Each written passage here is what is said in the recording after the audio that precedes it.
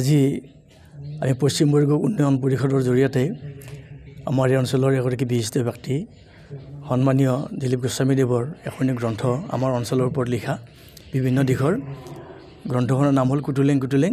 এই গ্ৰন্থখিনি আজি সভাৰ যোগেদি আমি এই পশ্চিমবংগ আঞ্চলিক মহাবিদ্যালয়ত উন্মোচন কৰিব বিচাৰিছোঁ। সেইটোৱে আজি সভাৰ মূল হয়। জনপ্ৰিয়তা কমা নাই আচলতে, পঢ়া মানুহ আছে, কাৰণ আমি গ্ৰন্থমেলাত গ'লে গম পোৱা নহওক বহুতে কিতাপ কিনে বা আমি নিজেও পঢ়োঁ আৰু আমি বেলেগক পঢ়িবৰ কাৰণে উৎসাহো যোগাওঁ। গতিকে আমি জানিছোঁ, উপলব্ধি কৰিছোঁ যে আমাৰ অঞ্চলত কেইবাখনো গ্ৰন্থ প্ৰকাশ হৈছে। তথাপিতো আমাৰ দিলীপ গোস্বামীদাৰ যিখন গ্ৰন্থ তেখেতে এককভাৱে কৰিছে, এইখন এখন অনন্য গ্ৰন্থ, গুৰুত্বপূৰ্ণ গ্ৰন্থ, আমাৰ অঞ্চলৰ কাৰণে দলিল। আমি এই চেগতে দিলীপদাল ধন্যবাদ যাচিছোঁ আৰু আমি আশা ৰাখিছোঁ ভৱিষ্যতে দিলীপদাৰ পৰা এনেকুৱা আৰু নতুন নতুন সৃষ্টি মানে ওলাই থাকক, তাৰে কামনা কৰিছোঁ। আমি প্ৰত্যাহ্বান আছে, তাৰ মাজতে কিতাপ প্ৰকাশ কৰি বহুত ভাল লাগে।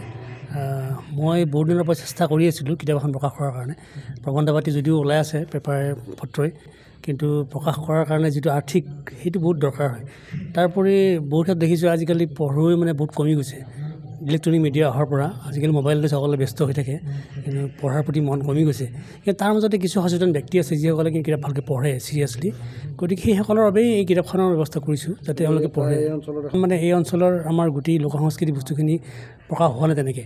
গতিকে এইখন যদি প্ৰকাশ হয়, আমাৰ ছাৰে যিটো কৈছে বৰমুদৈ ছাৰে, যে এইখনক লৈ পেলাই ভৱিষ্যতে কোনোবাই উপন্যাস গল্প লিখিব পাৰে, আধাৰ হিচাপে লৈ এইখন কৰিব পাৰে, সেই বেজ হিচাপেই কামখিনি কৰিছোঁ।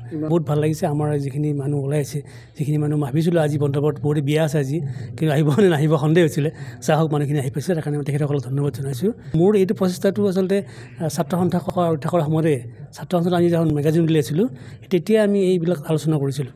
এতিয়া মোৰ লগত দুজন ব্যক্তি আছিলে, এজন হ'ল চাইৰাম কলিতা আৰু এজন হ'ল প্ৰবীণ শৰ্মা। তেওঁলোক আজি নাই উপস্থিত। তেওঁলোকজনে বহুত সহায় কৰিছিলে। আৰু তাৰপিছৰ পৰা বৰ্ডিং পৰি আছিলে, লকডাউনৰ সময়ত বৰ্ডিং সময় পালোঁ, লকডাউনত ঘৰত বহি থাকিলোঁ, তেতিয়াই কিতাপখনৰ কামটো কৰি ল'লোঁ। কৰি লোৱাৰ পাছত প্ৰকাশ কৰাৰ কাৰণে ৰৈ থাকিলোঁ। এতিয়া মই অলপ সকাহ পাইছোঁ, তেতিয়া সেইকাৰণে কিতাপখন কৰিলোঁ। আৰু বা আপোনালোকে যে সকলোৱে আহি সহযোগ কৰিছে তাকে ধন্যবাদ জনাইছোঁ। আৰু কিতাপখন ৰাইজে আদৰি ল'লে অতিশয় আনন্দিত হ'ম। আলিত পৰি গীত জোৰে যাব বালি মাহি সৰু সৰু সৰু আলিও সৰু সৰু আলি ডিমু ফোনেকৰ এনেকৈ আহি থাকোঁতে এই যে গাঁৱৰ এই ধুনীয়া সোণালী পৰিৱেশ, এই ৰুদ্ৰ বৰুৱাৰ এই গীতৰ মাজেৰে যেনেকৈ প্ৰকাশ হৈছে, আমি নাজানো 50 বছৰৰ পিছত এই আলিবোৰ আমি দেখা পাম নে নাপাম, আমাৰ পিছত প্ৰজন্মই দেখা পাব নে নাপাব। কাৰণ আপুনি মন কৰিব, ইতিমধ্যেই এই পথাৰবিলাকত হেঁচা মাৰি ধৰি ধৰি সৰু ডাঙৰ উদ্যোগবিলাক গঢ় হৈ উঠিছে।